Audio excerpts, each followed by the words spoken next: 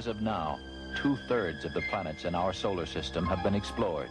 And by the end of this decade, we will have explored most of the rest, including Uranus and Neptune. Space Shuttle 5, the first operational flight. 2 commercial communications satellites were hauled into orbit, one for satellite business systems and one for Telesat of Canada. Their deployment was a complete success. If you got it, you don't have it, obviously. I got it. Space Shuttle 6 was the second operational mission and Flight 1 for Challenger, this country's newest spacecraft.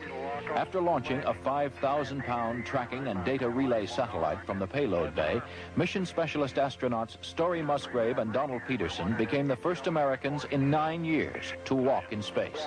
Practice needed for satellite repair work. Due for my massive article.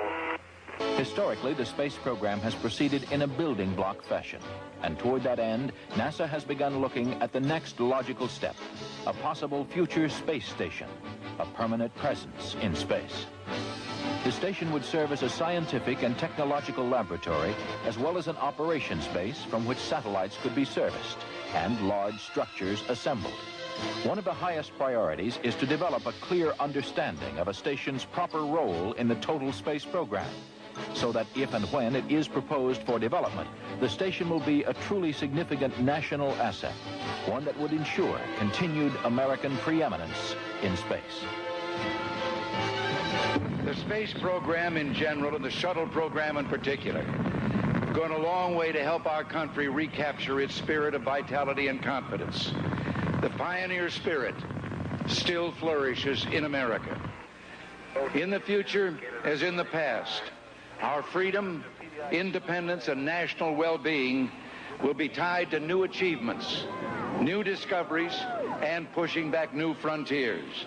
We must look aggressively to the future by demonstrating the potential of the shuttle and establishing a more permanent presence in space.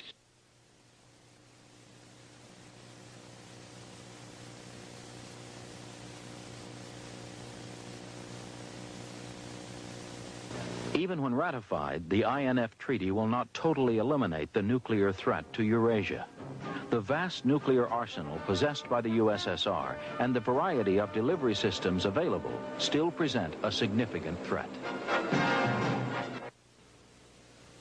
The organization of fail-safe inspection machinery could well be ritualized in a manner similar to that of established military processes.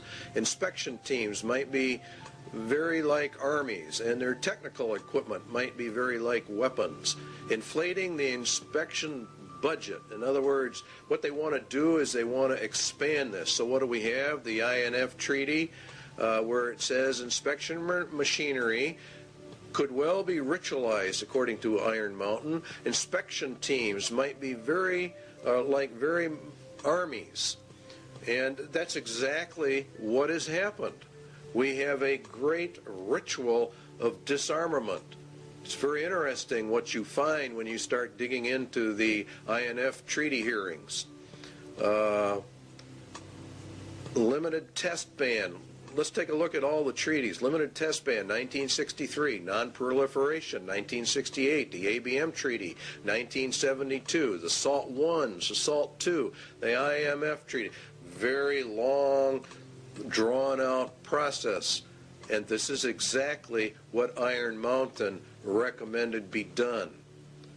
It is one of the most important elements of the INF Treaty is the President establishes in this area operating on-site inspection. One layer of the regime, it says on the last sentence, builds upon another. And the whole thing becomes elongated, and it actually becomes a monster in and of itself. The data exchanges required are really immense, and so it requires an elaborate governmental system in order to accommodate all of this. And so Iron Mountain recommendation number 2 has definitely been implemented. The second one is the universal health care was a recommendation of Iron Mountain. Universal health care for all. It's an economic substitute for the war economy. It's very interesting how all of this works. Health. Drastic expansion of medical research, education, and training facilities, hospital and clinic construction, the general objective of complete government guaranteed health care for all. That's exactly what Clinton has introduced to the American people. He announced a universal health care and mandatory insurance program. And so they're putting everything in place exactly as Iron Mountain told them to do. It's universal, and you cannot exempt yourself from it, and it is causing a lot of trouble around the nation. But the arguments are not going to be on that basis. What is going to happen is we're going to be issued eventually a global identification card, and that is the purpose of this whole thing.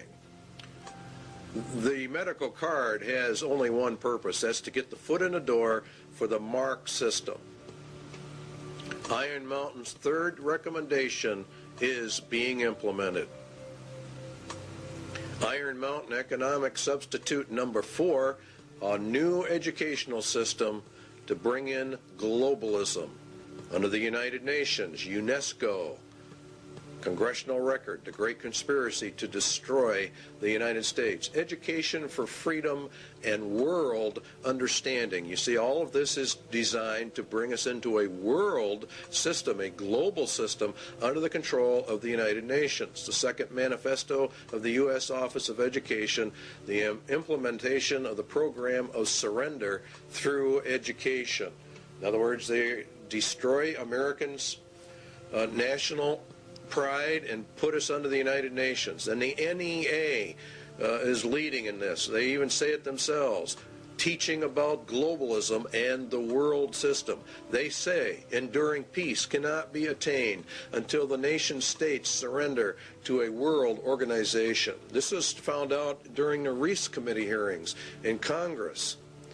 Putting the evidence together, we conclude the NEA has been an important element in the tax-exempt world to indoctrinate American youth with internationalism, which is synonymous with a lot of communist, illuminist, whatever you want to call it.